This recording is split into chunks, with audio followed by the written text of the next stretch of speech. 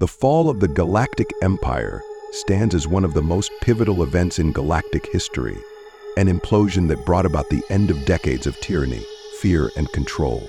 From its beginnings as the successor to the Republic, the Empire was built on a foundation of manipulation, militarization, and suppression, spearheaded by Emperor Palpatine's ambitions to rule the galaxy unchallenged. Yet, beneath the surface of its perceived strength lay a series of structural, ideological, and tactical weaknesses that ultimately led to its downfall. The Empire, while appearing monolithic, was in reality fragile, a house of cards held together by fear and propaganda. One of the key factors in the Empire's eventual fall was its over-reliance on centralized autocratic power.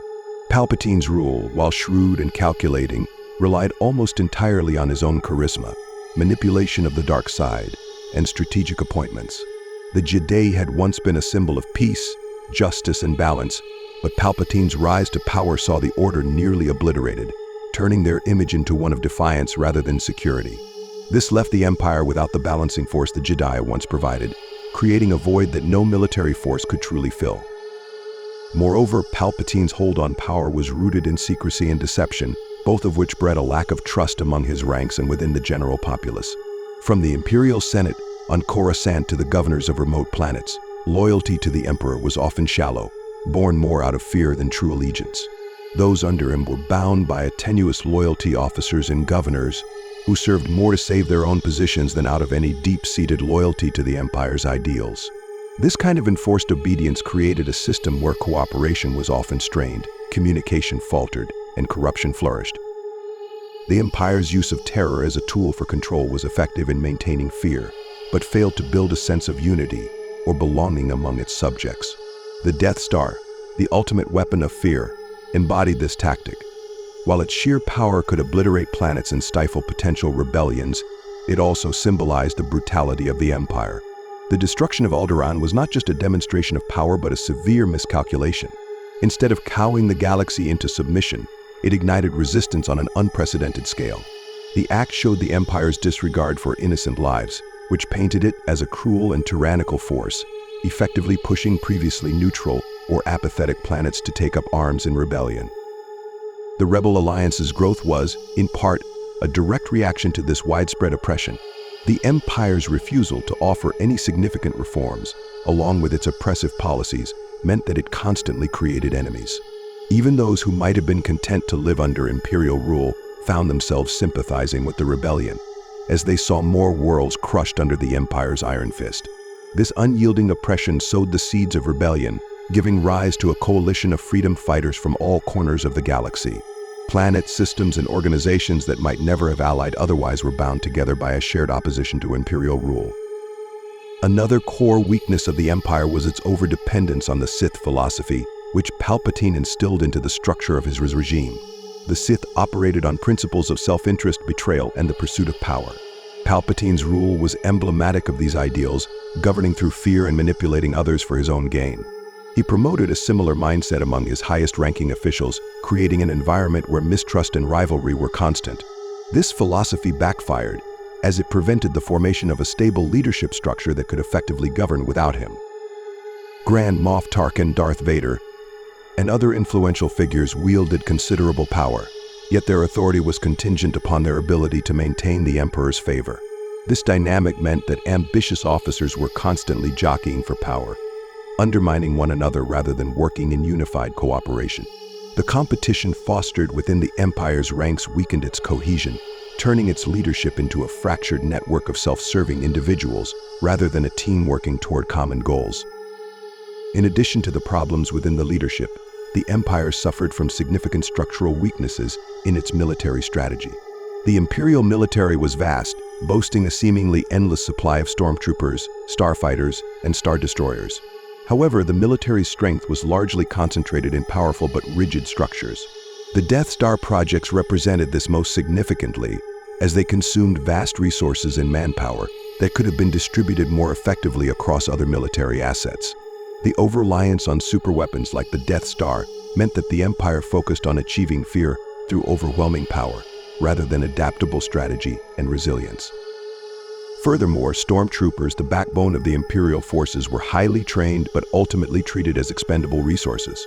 This quantity over quality approach created an endless supply of troops, but it also resulted in a lack of highly skilled, specialized soldiers capable of independent thought. The Empire's disdain for individuality within its military ranks meant that creativity and adaptability were often stifled in favor of blind obedience. When facing a decentralized and flexible force like the Rebel Alliance, the Empire's rigid structure was at a significant disadvantage. Rebel cells adapted quickly to changing tactics, employed guerrilla warfare, and operated independently, making them harder to root out than a conventional army. This rigid military structure was further strained by the Empire's vast territorial holdings. Stretching across countless systems, the Empire required an enormous amount of resources to maintain control, especially in outer rim territories where rebellion and resistance were most common. The Empire's need for constant resource extraction, especially to fuel massive projects like the Death Stars, placed heavy burdens on countless worlds. This extraction bred resentment and unrest, which the Empire attempted to stifle through further oppression. In many ways, the Empire's territory was simply too vast to control efficiently, especially as resistance movements grew in strength and numbers. Even at the core of the Empire, on Coruscant itself, dissent brewed. Though the Imperial Senate was eventually dissolved, removing any semblance of representation for the galaxy's citizens, this decision only served to alienate those who might have otherwise remained loyal. Coruscant, once the symbol of galactic unity, became a symbol of isolation under the Empire's rule. The dissolution of the Senate created a power vacuum and stripped any remaining sense of legitimacy from the Imperial government, furthering the divide between the Empire and its citizens. Those in positions of influence and power could see the writing on the wall, recognizing that Palpatine's rule was one of control rather than true leadership. The Jedi Order's absence also contributed to the Empire's downfall, albeit in unexpected ways.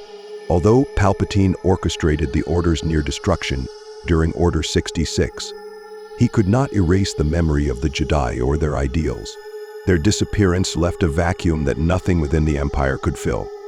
While Imperial propaganda painted the Jedi as traitors and villains, stories of their heroism and dedication to peace lived on in the minds of the populace. The Jedi became symbols of resistance and hope, ideals that the Empire could not suppress, and their absence became a rallying point for the rebellion. In the final analysis, the Galactic Empire was a regime that was doomed from the start. It was built not on mutual benefit or cooperation, but on fear, control, and the unyielding desire of one man to rule the galaxy. Palpatine's vision, while vast and all-encompassing, failed to account for the complexities of governing a diverse galaxy. His inability to inspire genuine loyalty, coupled with his authoritarian control and disdain for individual agency, created a system that could only function through oppression. At every level, the Empire's foundations were weak, and as those weaknesses were exposed, the galaxy saw its chance to break free from tyranny. The rebellion wasn't just a military movement, but a moral one, fueled by the ideals that the Empire had sought to erase. The seeds of its downfall were sown in its very creation, and as these flaws became undeniable, the Empire's fall became inevitable.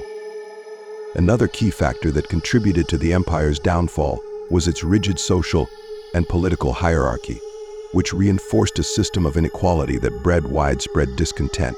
The Empire established itself as a bastion of order and control, but beneath this facade lay a discriminatory structure that divided the galaxy's citizens into tiers of privilege and oppression.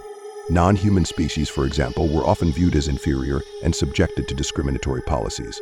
Alien species were routinely marginalized and excluded from positions of power, which fostered resentment in non-human communities throughout the galaxy. The Empire's human-centric policies were rooted in a belief that only humans were truly capable of leadership, a view that only further alienated vast portions of the galactic population. This xenophobia not only stoked resentment but also deprived the Empire of potential allies and resources. By systematically alienating non-human species, the Empire created a massive pool of discontented beings who felt excluded from any hope of fair treatment or progress within the Imperial system. The rebellion gained strength by recruiting many of these disenfranchised individuals, creating a diverse coalition of species united in their opposition to the Empire. The Alliance's diversity contrasted sharply with the Empire's exclusivity, giving the rebellion a moral edge in the eyes of many and allowing it to tap into a wider support base. The Empire's economic policies further fueled discontent. Under Imperial rule, the galaxy's resources were siphoned away to support military projects and lavish displays of power, like the construction of the Death Stars. Entire worlds were drained of their natural resources to support the Empire's war machine, leaving their populations impoverished and oppressed. Planets rich in valuable minerals, fuels, and other resources were often occupied by Imperial forces, their governments overthrown or replaced by puppet leaders who enforced the Empire's will. This policy of economic extraction left many worlds in a state of desperation, and as they became progressively impoverished, they had little choice but to turn to the Rebel Alliance for aid. Planets on the Outer Rim, often neglected by the Empire and exploited for resources, became breeding grounds for dissent. These worlds were populated by individuals who had little loyalty to the central government on Coruscant and resented the Empire's blatant exploitation of their planets. While Coruscant and other core worlds remained relatively wealthy and stable, the Outer Rim suffered under brutal occupation and exploitation, fueling anti-Imperial sentiment. The Empire's obsession with resource extraction and profit maximization not only increased its enemies but created logistical strains on its own forces, as maintaining control over so many territories required ever-increasing amounts of manpower and resources. The Empire's culture of fear and its preference for suppression over persuasion were also instrumental in its collapse.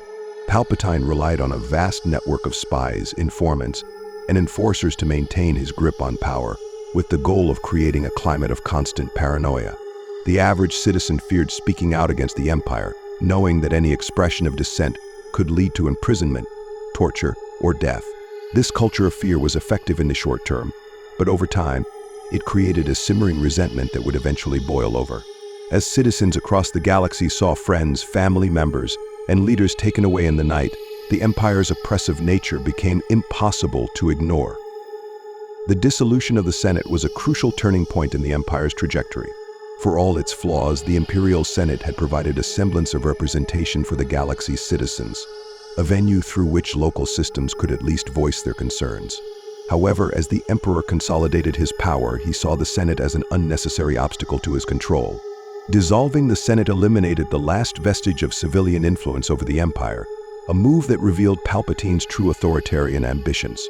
This action further alienated local leaders and influential figures who had once supported the Empire, creating an opportunity for the Rebel Alliance to attract defectors from within the Empire's own ranks. The Rebel Alliance capitalized on this shift in sentiment, reaching out to former senators, diplomats, and officials who had grown disillusioned with the Empire's direction. Many of these individuals had once believed in the ideals of a strong, centralized government but could no longer support a regime that openly oppressed its citizens and silenced all dissent. These defectors brought valuable intelligence, resources, and legitimacy to the rebel cause, strengthening its credibility and allowing it to grow from a fringe movement into a galaxy-wide resistance. The death of the Emperor's most powerful enforcers also created vulnerabilities within the Empire's ranks.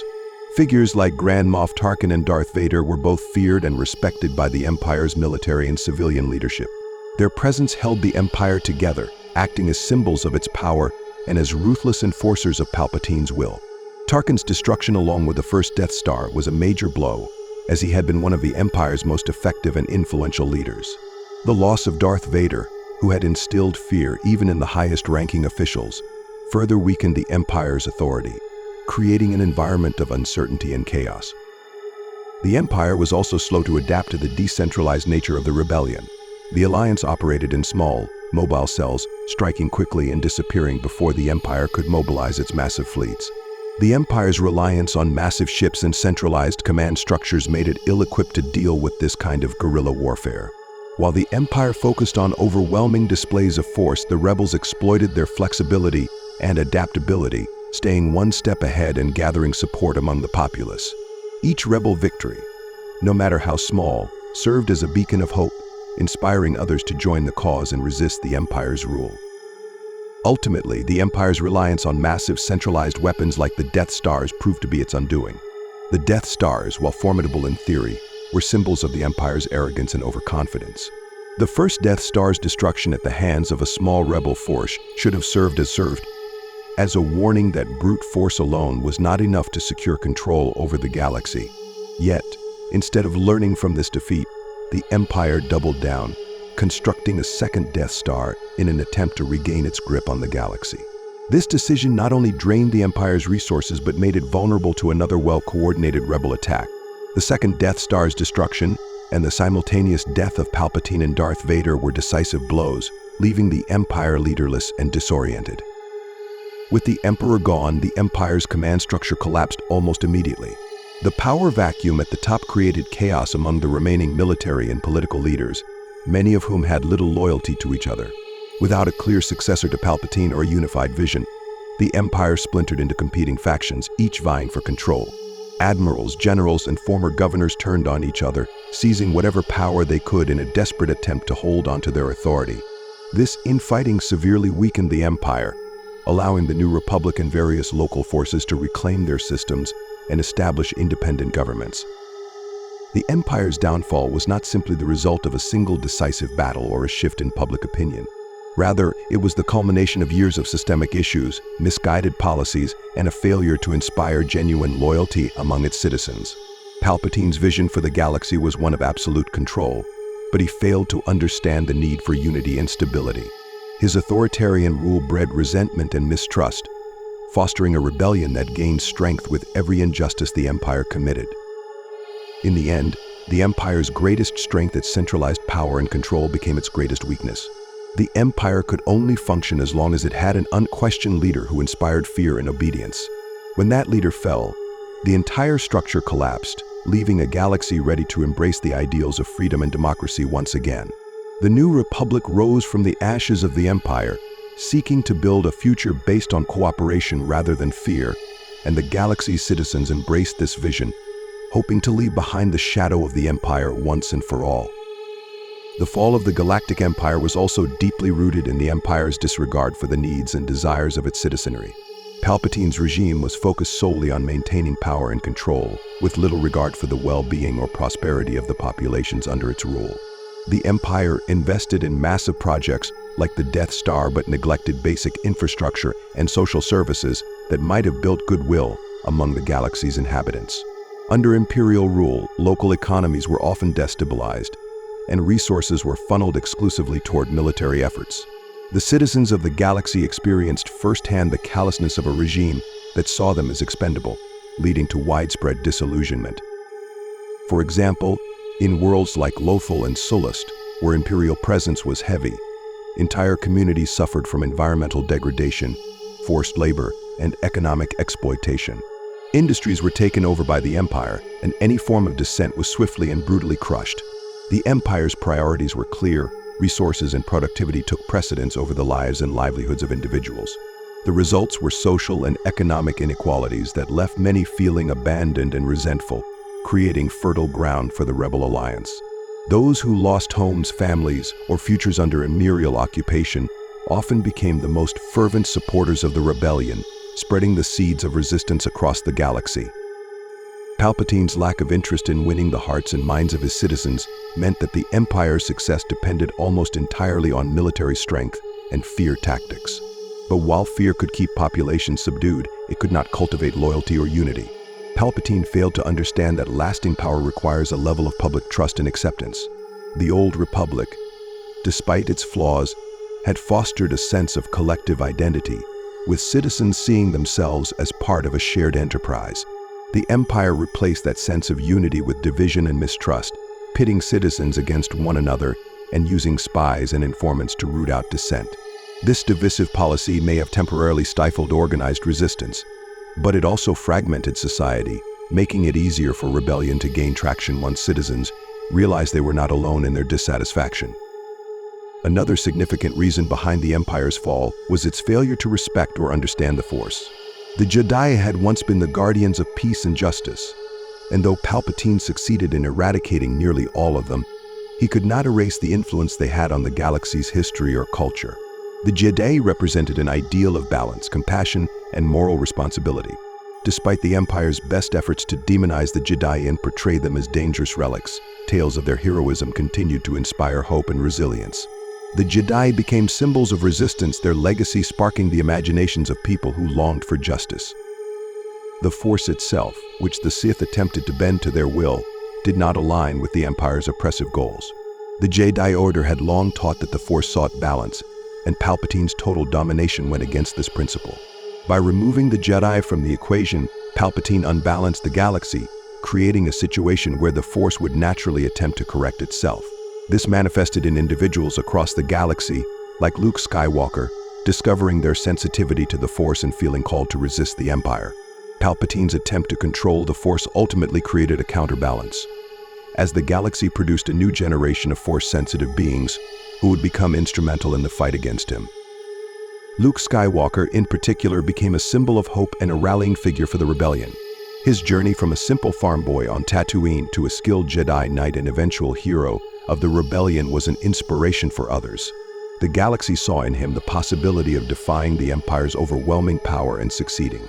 Luke's role in redeeming Darth Vader, who had been Palpatine's most formidable enforcer, was a monumental psychological blow to the Empire.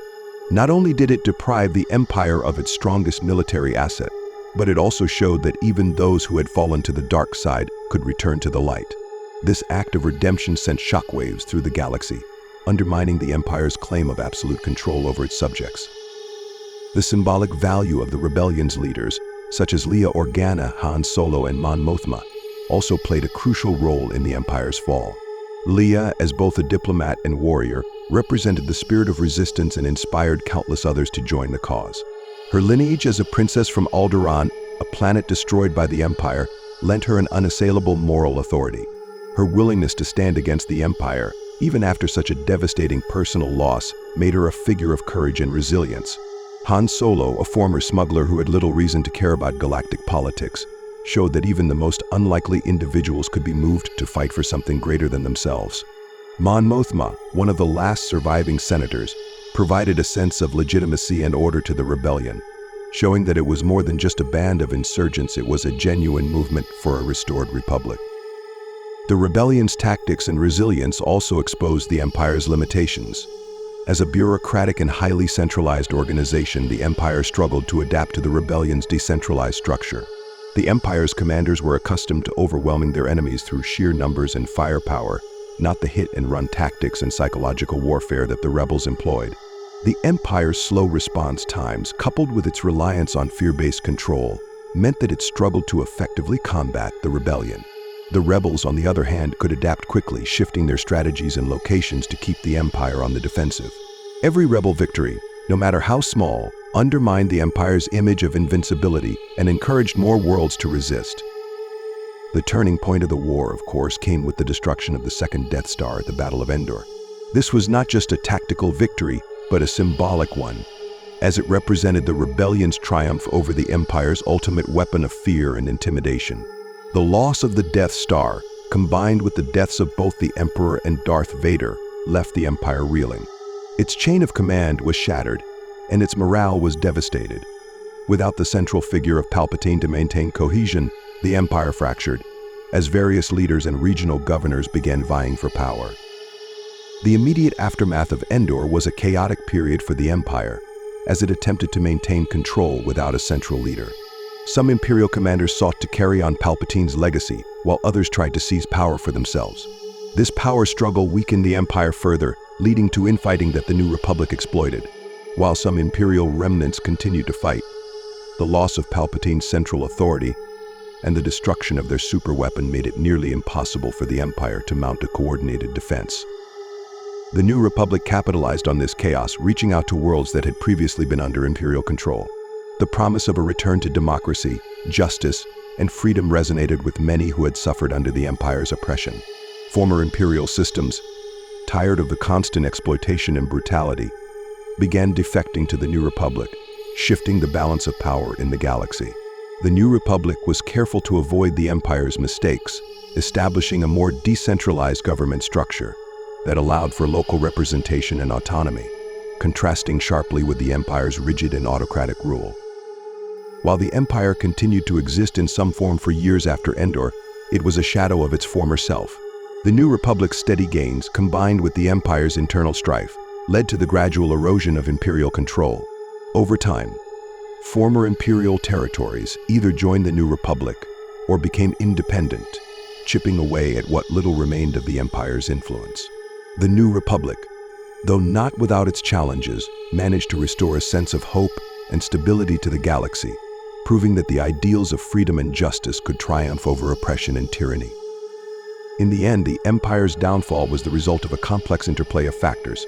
Its reliance on fear and oppression alienated its citizens, while its rigid structure made it unable to adapt to the decentralized and flexible nature of the rebellion. Its economic and social policies created a galaxy divided by resentment and anger, and its exclusionary philosophy limited its ability to rally support. The rebellion's leaders inspired hope and resilience, and the power of the Force worked against the Empire's authoritarian vision. The Empire's failure to respect the complexities of governance and the needs of its citizens, combined with its hubris and overconfidence, ensured its eventual defeat.